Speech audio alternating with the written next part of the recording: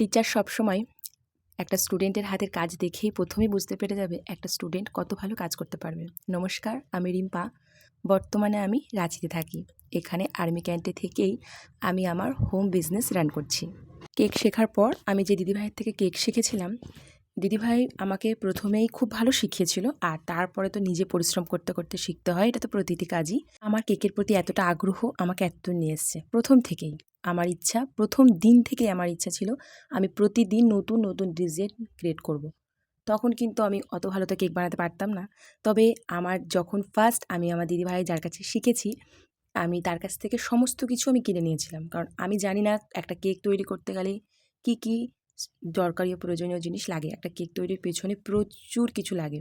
সেটা আমরা যারা তৈরি করি এখন আস্তে আস্তে বুঝতেই পেরে যাই যে কত কিছু লাগে, আর কেনার তো কোনো শেষ নেই। যখনই আমরা কোনো কেক সেল করি তারপরে মনে হয় আবার এটা কিনি ওটা কিনি। তো দিদিভাইয়ের কাছ থেকে আমি যখন কিনে নিয়ে আসি তার দ্বিতীয় দিনই আমি প্র্যাকটিস করি, আর এত সুন্দর বানিয়েছিলাম, পারফেক্ট পারফেক্ট ক্রিম বিট সব কিছু পারফেক্ট ছিল। একটা সুন্দর কেক তৈরির পিছনে পারফেক্ট ক্রিম বিটটা ভীষণ প্রয়োজন, নাহলে সম্ভব না। কেকের স্পঞ্জটা বানিয়েছিলাম, সেটা একদম পারফেক্ট প্রফেশনাল ছিল। সেদিনই দিদিভাইটা আমার কেক দেখে বলেছিল, তুমি অনেক দূর যাবা। তো জানতাম না এত তাড়াতাড়ি এত দূর আসতে পারবো। তো তোমাকে অনেক অনেক ধন্যবাদ দিদিভাই, অনেক অনেক অনেক ভালোবাসা। এখনও যখন আমি কোনো কেকের দাম ধরতে সমস্যা হয়, আমার এটাই বেশি সমস্যা হয়, দিদিভাইকে কল করে নিই, দিদিভাই আমাকে বুঝিয়ে দেয় এরকমভাবে তুমি দামটা অ্যাড করো। দিদিভাই একটা কথা বলেছিল আমাকে যে ভালো হওয়া ভালো, বেশি ভালো হওয়া ভালো না। তুমি অনেক ভালো, তো এই জন্য কষ্ট পাবা। সত্যিই তাই। আমরা যারা কাজ করি অনেক ক্ষেত্রে হয় যে আমরা আমাদের সম্পূর্ণ শক্তিটা সেই কাজটা তৈরির পেছনে দিয়ে ক্ষেত্রে দেখেছি ভালো ব্যবহার করা ভালো, তবে বেশি ভালো বা সরল হয়ে গেলে মানুষ পেয়ে বসে।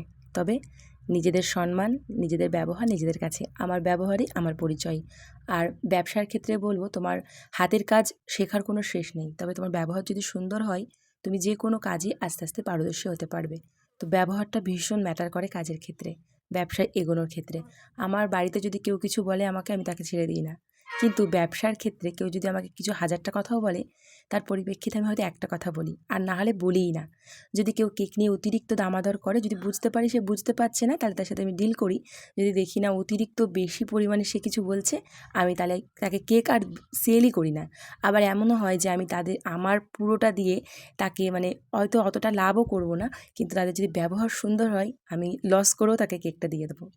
যেহেতু আমরা হোমমেড কেক বানাই, একটা কেকই হয়তো একদিনে বানালাম, তার পেছনে সাজানোর পেছনে কতটা যে পরিশ্রম থাকে, নতুন নতুন প্রতিটা দিন ডিজাইন ক্রিয়েট করা তো সহজ না।